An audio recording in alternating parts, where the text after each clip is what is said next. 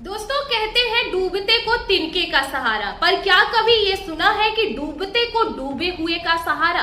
दरअसल मध्य प्रदेश में कांग्रेस के हालात कुछ ऐसे ही दिख रहे हैं, लेकिन जो दिखाई दे रहा है क्या वाकई हालात वैसे ही है या किसी डूबे हुए पर भरोसा करके कांग्रेस नया किनारा पाने की कोशिश में है। ये सारे सवाल जुड़े हैं राहुल गांधी और कमलनाथ की एक तस्वीर से, जिसमें दोनों साथ में दिखे हंसते मुस्कुराते हुए, जैसे कभी कोई गिले शिकवे थे ही नहीं। इस फोटो को देखकर पटवारी कांग्रेस में तो खलबली मची ही, साथ ही बीजेपी के नेता भी इसकी तह तक जाने में लगे हैं। लेकिन इस तस्वीर की हकीकत क्या है ये मैं आपको बताती हूँ, क्योंकि माजरा जितना दिख रहा है उससे ज्यादा संगीन है। नए साल की शुरुआत मध्य प्रदेश कांग्रेस के लिए किसी सरप्राइज के साथ हुई थी। कांग्रेस ने जाहिर करने की पूरी कोशिश की कि वो सख्त फैसले ले सकती है और अपने दिग्गज नेताओं को दरकिनार भी कर सकती है। इसके बाद प्रदेश की कमान जीतू पटवारी को सौंप दी गई और प्रदेश में विधानसभा का चेहरा बना दिए गए उमंग सिंगार। इसके बाद कांग्रेस में दूसरा सरप्राइज एपिसोड शुरू हुआ। लोकसभा चुनाव से पहले जब ये खबर आने लगी कि कमलनाथ अपने बेटे नकुलनाथ समेत बीजेपी में जा सकते हैं, ये एपिसोड इतना डेमेट्रिक था कि कमलनाथ के घर पर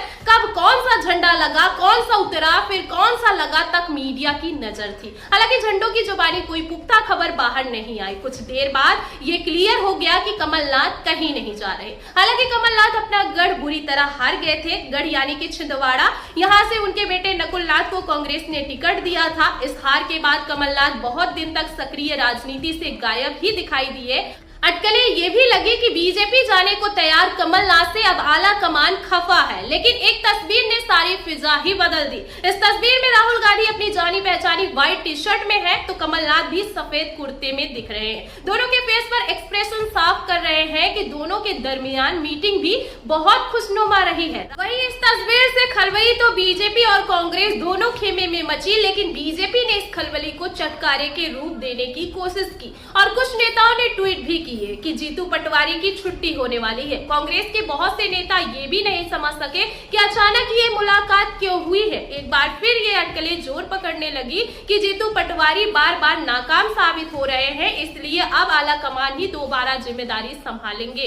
भले ही ये काम वो पर्दे के पीछे रहकर करें, लेकिन ये सारी अटकलें फिलहाल तक बेबुनियाद ही हैं। खैर, इसलिए ही इन्हें अटकलें भी कहा जाता है। असल में कमलनाथ 1-2 दिन पहले ही एक्टिव नहीं हुए हैं, बल्कि वो पिछले करीब 1.5-2 महीने से एक्टिव नजर आ रहे हैं। पार्टी से जुड़े कुछ अहम फैसले तो वो ले ही रहे हैं। खबरें ये भी है कि राहुल गांधी और उनके बीच हरियाणा चुनाव में मिली हार पर कुछ खास चर्चा भी हुई है। दोनों नेता इस नतीजे पर भी पहुंच गए हैं कि बीत गई जो वो बात गई, अब फोकस करना है महाराष्ट्र इलेक्शन पर, क्योंकि कांग्रेस के लिए ये भी एक इम्पोर्टेंट चुनाव है। वही राजनीति के मैदान में नौसिखिए से लगातार मजे हुए खिलाड़ी बनते जा रहे राहुल गांधी को शायद ये एहसास हो चुका है कि महाराष्ट्र में उन्हें कमलनाथ जैसे तजुर्बेकार नेता की जरूरत पड़ेगी। कमलनाथ का सहारा लेना कांग्रेस के लिए एक बड़ी मजबूरी भी है। आपको बता दें कि हरियाणा में सहयोगी दलों पर हुई बयानबाजी को लेकर कांग्रेस को इंडिया गठबंधन में बहुत नुकसान झेलना पड़ा। इसके बाद कांग्रेस ने महाराष्ट्र चुनाव का बिगुल बजने से पहले ही नेताओं को ताकीद कर दी कि सहयोगी दलों पर बयान देने से पहले हर पहलू को समझ ले। हालांकि इसके बाद भी कांग्रेस महाराष्ट्र में कोई रिस्क नहीं लेना चाहती है। महाविकास अघाड़ी मोर्चा में कांग्रेस यहाँ शरद पवार की एनसीपी और शिवसेना यूबीटी के साथ गठबंधन में है। दूध की जली कांग्रेस यहाँ छाछ भी फूक फूक कर पी रही है। इसलिए कमलनाथ को अब महाराष्ट्र में अहम जिम्मेदारी देने की पूरी प्लानिंग है। असल में कमलनाथ कांग्रेस के सबसे तजुर्बेकार और सीनियर लीडर हैं। फिलहाल सीनियरिटी के मामले में वो कांग्रेस के सबसे पहले पंक्ति में आते हैं, जिनके संबंध में भी दूसरी पार्टियों के लीडर्स से काफी बेहतर है। इन लीडर्स में खुद शरद पवार और उद्धव ठाकरे भी शामिल है। इससे बातचीत और तालमेल बनाने की अहम जिम्मेदारी कमलनाथ को सौंपी जा सकती है।